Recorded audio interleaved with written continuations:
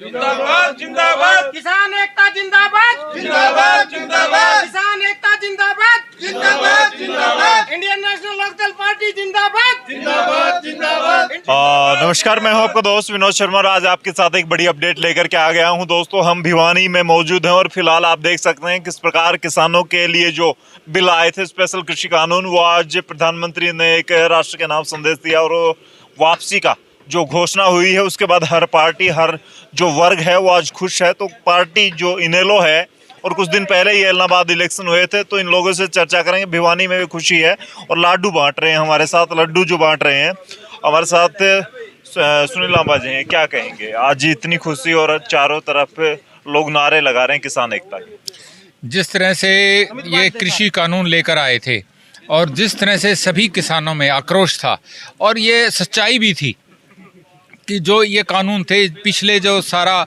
सबके बीच में चाहे डिबेट भी हुई, सब में होया, सब लोग ये मान भी रहे थे। खुद बीजेपी सरकार भी ये महसूस कर रही थी कि ये कानून तो हम ले आए लेकिन ये एक महीने तक किसानों के हित के नहीं हैं और ये गलत हैं, और देर सवेर दुरुस्त आए दवेर आए, ये खुद महसूस किया बीजेपी ने, आदरणीय मोदी जी ने, कि ये किसान कानून गलत थे। तीनों कानून जो लेके आए और आज उनको वापस लेने का काम किया है, ये किसानों की जीत हुई है, उनके संघर्ष की जीत हुई है। उन्होंने कितना लंबा संघर्ष लड़ा है, ये आज हमारे बीच में है, और जो आज ये जीत हुई है ये किसानों की जीत है। दूसरी पार्टी के रूप में किस प्रकार से बीजेपी का ये जो एक स्टंट माने या क्या माने कि कुछ लोग कह रहे हैं यूपी इलेक्शन है, पंजाब इलेक्शन है या फिर हिमाचल, सब जगह की चर्चाएं चल रही हैं, तो कैसे देखते हैं? इसमें कोई शक नहीं है। जब इनको आया, अभी जैसे पिछले ही चुनाव हुए थे, अभी पिछले महीने ही, तो जिस तरह से बीजेपी के लगभग सभी जगह से साफ हो गई थी, इस बात को सिद्ध करता है। अपने हरियाणा ही से लें हम, किस तरह से इन्होंने सारे हर तरह के हथकंडे अपनाए, और इलाहाबाद से जो आदरणीय अभय सिंह चौटाला जी से जिस तरह से जीत दर्ज हुई उपचुनाव में, जबकि अभी तो सरकार के 3 साल बाकी थे, और किस तरह से आम आदमी ने ये समझा था कि वाकई में सारा अन्याय हो रहा है।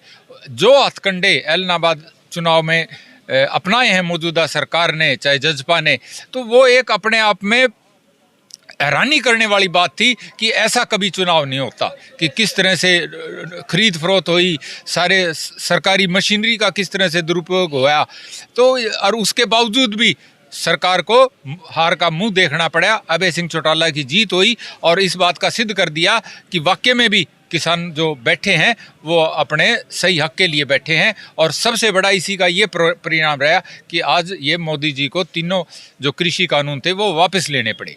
लड्डू तो रोज खाती हैं, लेकिन इस लड्डू में बहुत ज्यादा मिठास होने वाला है, क्या कारण? ये जीतने के कारण हो रहा है ना सर। हाँ जी सर, जीतने के, किसानों के जीतने के कारण ये कह रहे हैं कि ये लड्डू में मिठास होने वाला है। पूरे में इनेलो के प्रत्याशी रहे हैं अनिल काठपालिया जी, क्या कहेंगे? इलाहाबाद की हार बीजेपी की या फिर इनेलो की जीत? इनेलो के जो नेता थे अभय चौटाला, विधायक थे, उन्होंने इस्तीफा दिया और उसके बाद दोबारा से इलेक्शन हुए, तो क्या इसका असर भी आप मानते हैं एक पार्टी के साथ जुड़े होने के कारण, कि इस वजह से भी, या जो भी उपचुनाव हुए उसकी वजह से, बंगाल इलेक्शन हुआ उसकी वजह से अब मोदी जी ने यूपी इलेक्शन और पंजाब इलेक्शन को देखते हुए वापस लिया है, या फिर किसानों के साथ एक सिंपैथी या किसानों के साथ जुड़े हुए हैं मोदी जी? क्या मान? आदरणीय मोदी जी किसानों के साथ जुड़े होते तो ये 3 जो काले कानून थोपने का जो इन्होंने काम किया था वो ये नहीं करते। वो किसानों को ये नहीं कहते कि ये तो अलगाववादी हैं, ये तो जो पैसे की फंडिंग के लिए बैठे हैं, ये तो किसान ही नहीं है, ये किसी पार्टी विशेष के हैं। ऐसा कोई भी काम ना तो बीजेपी करती ना जजपा करती। इन लोगों की एक ही मंशा थी, गरीब का मेरा किसान किस तरह से पूंजीपतियों के हाथ में जाए, इसके लिए ये कानून लेकर आए थे।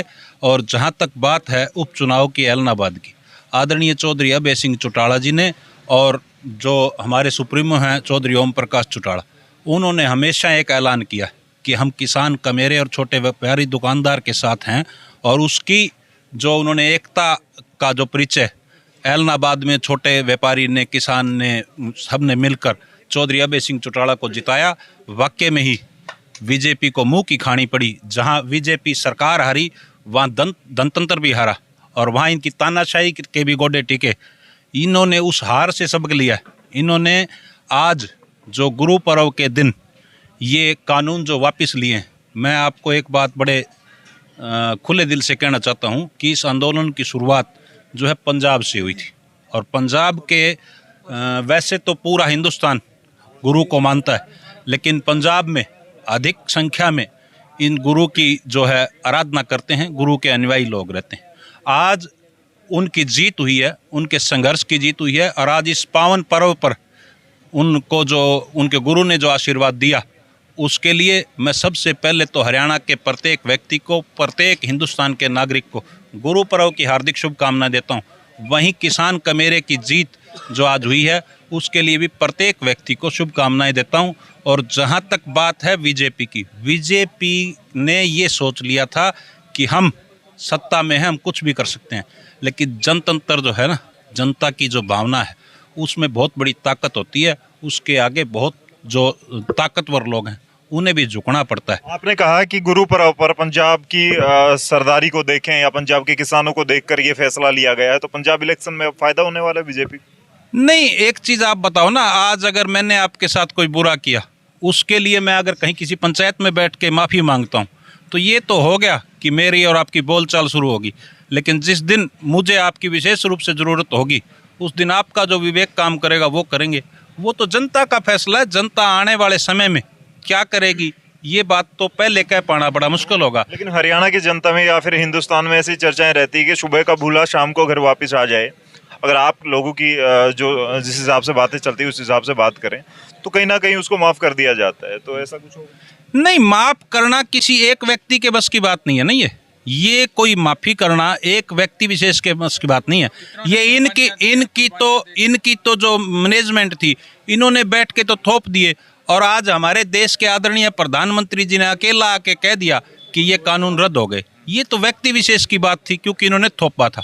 लेकिन ये जनता की बात है। जनता जब जागेगी, जब वोट करेगी, उस समय पता लगेगा। क्योंकि इसके साथ साथ ये आज कानून तो ज़रूर वापसी हुए हैं, लेकिन जिन लोगों ने, 1000 लोगों ने शहादत दी है, जिन लोगों ने अपने खिलाफ केस दर्ज करवाए हैं, जिन माताओं बहनों को सरेआम रोड के ऊपर पीटा गया, जिनको आंसू गैस के गोले छोड़े गए, जिनको अनेक तरीके से पीड़ित किया गया, वो जब अपने मत का प्रयोग करेंगे, वो उन पे निर्धारित है कि वो किसके उसमें करेंगे।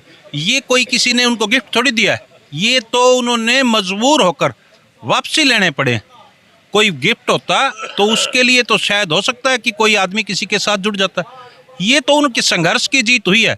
किसान ने अपने संघर्ष से इस चीज़ को जीता है। और किसान हमेशा एक बात कहता रहा है, चाहे हमें कुछ भी कहो, लेकिन हम अपनी ज़मीन को किसी कीमत पे भी नहीं देंगे। और ये तीनों कृषि कानून जब तक वापस नहीं होंगे, जब तक घर वापसी नहीं होगी, उस बात पर खरे उतरे हैं। जी, बात करेंगे।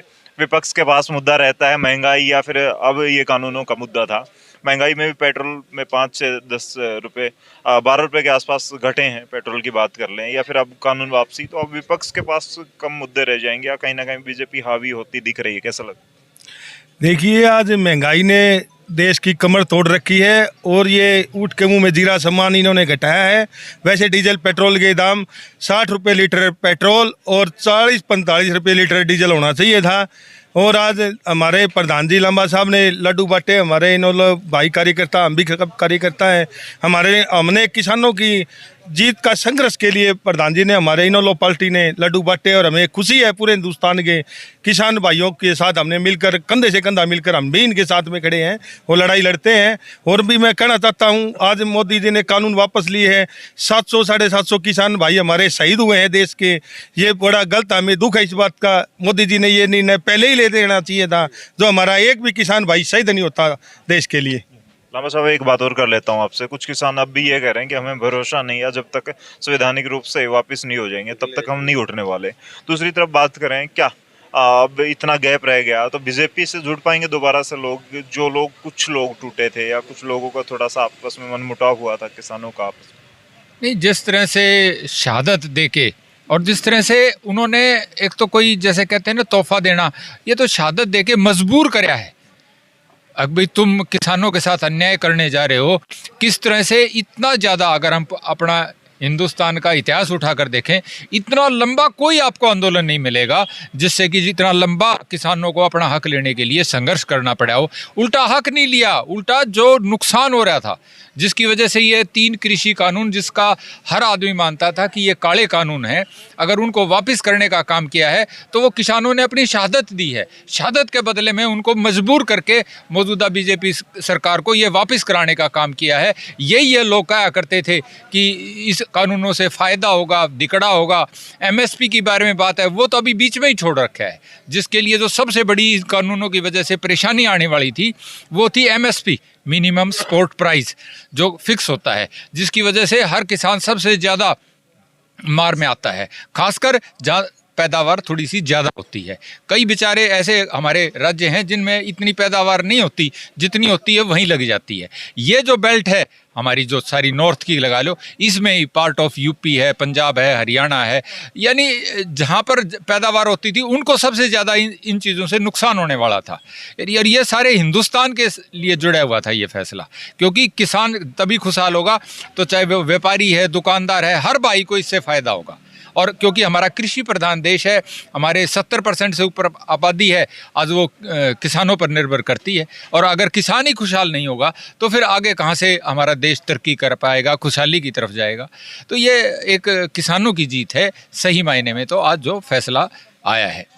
किसानों के पक्ष में नारे लगाते हुए दिखाई दिए लगातार आप। एक साल जब भी किसान इकट्ठे हुए, किसानों ने कोई भी धरना प्रदर्शन किया।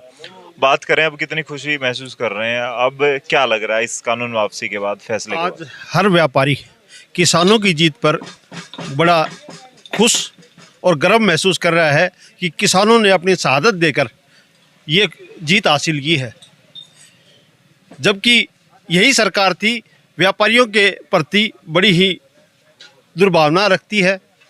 हर व्यापारी का जो भी एजिटेशन हुआ है, जिसने भी भूख हड़ताल या जो भी किया है, उसका इन्होंने खात्मा किया है। आज छोटे व्यापारी ख़त्म होने के कगार पे हैं, सिर्फ बड़े व्यापारियों की ये सरकार है। और इसी एवज में ये कृषि कानून ले आए थे, और जो आज किसानों ने अपनी शहादत देके ये जीत हासिल की है, ना कि मोदी ने कोई तोहफा दिया है। सुनील स्वामी हैं हमारे साथ, पहले जेजेपी पार्टी में थे, लेकिन इस आंदोलन के दौरान वो पार्टी छोड़ के आए हैं और इनेलो के साथ जुड़े हैं। अब आपने पार्टी तो छोड़ दी, लेकिन दोबारा से मोदी जी के द्वारा इस फैसला लिया गया है, जो पहले यूं लग रहा था कि बीजेपी के खिलाफ जा रही है जनता, अब दोबारा से शायद हो सकता है बीजेपी के साथ जुड़ जाएं लोग, जेजेपी के साथ जुड़ जाएं। तो यूं लग रहा है कि कहीं यार गलत कर दिया कुछ।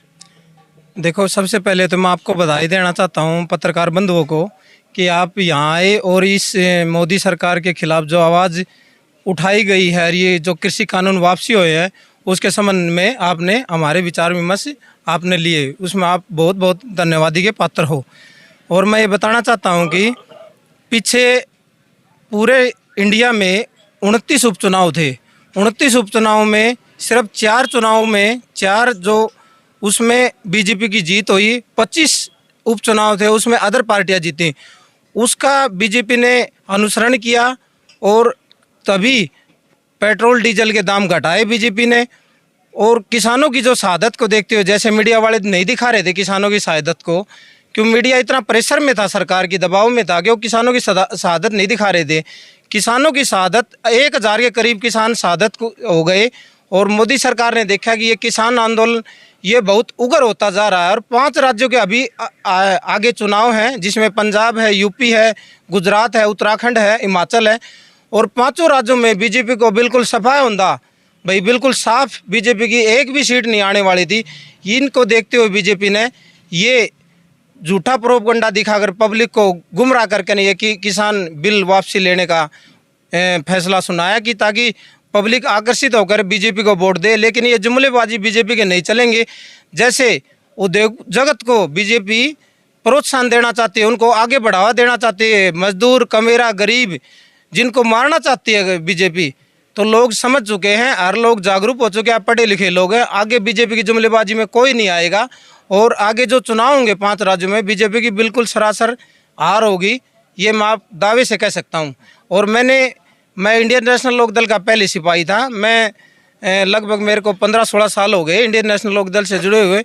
मैं ये देख कर दुष्यंत जी के पास गया था, मैं युवा नेता अच्छा काम करेगा, किसानों के, मजदूरों के, कमेरे के बारे में अच्छा इसके विचार होंगे, अच्छा कार्य करेगा। लेकिन 2.5 साल में दुष्यंत जी ने कोई काम नहीं किया, ना कमेरों के लिए किया, ना बेरोजगारों के लिए किया, ना मजदूरों के लिए, कोई काम नहीं किया। वो देखते हुए मैंने फिर अपने घर वापसी कर लिए। मैं इंडियन नेशनल लोकदल का ईमानदार और वफादार सिपाही हूँ। तो आपने देखा हमारे साथ मौजूद थे इनेलो के कुछ कार्यकर्ता। इन लोगों ने आज जी किसान आंदोलन पर जिस प्रकार से कृषि बिल वापसी पर लड्डू बांटकर यहाँ पर खुशी जाहिर की, और इनेलो के ये कार्यकर्ता अब मानते हैं कि देश में सुधार होना स्टार्ट हुआ और किसान की आवाज़ कहीं ना कहीं प्रबल हुई है। आपका क्या मानना है? कमेंट बॉक्स में अपनी राय जरूर दें, इस वीडियो को शेयर करें। तब तक के लिए धन्यवाद। राम राम। जय।